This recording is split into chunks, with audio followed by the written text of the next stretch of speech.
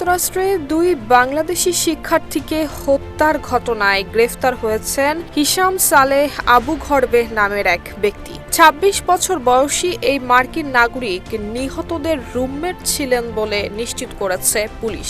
ছিলেন একই বিশ্ববিদ্যালয়ের সাবেক শিক্ষার্থী। গত ১৭ এপ্রিল নিহত জামিল আহমেদ লিমন এবং নাহিদা সুলতানা বৃষ্টি নিখোঁজ হলে তদন্তে নামে পুলিশ। তদন্ত শুরু হওয়ার পর থেকেই হিশামের ভূমিকা ছিল রহস্যজনক।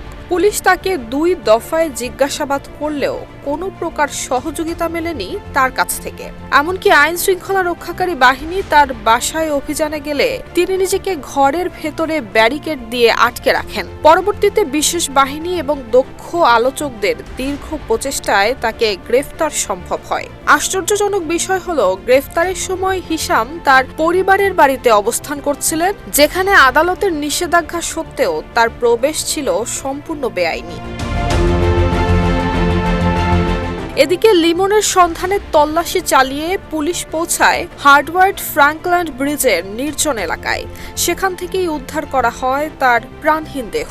তবে লিমনের সঙ্গে থাকা নাহিদা বৃষ্টি যেন কর্পূরের মতো মিলিয়ে গেছেন। অ্যাপার্টমেন্টের মেঝেতে পড়ে থাকা রক্তের আলামত দেখে তদন্তকারীরা আশঙ্কা করেছেন বৃষ্টিও হয়তো হিশামের আক্রোশের শিকার হয়ে না ফেরার দেশে চলে গেছেন।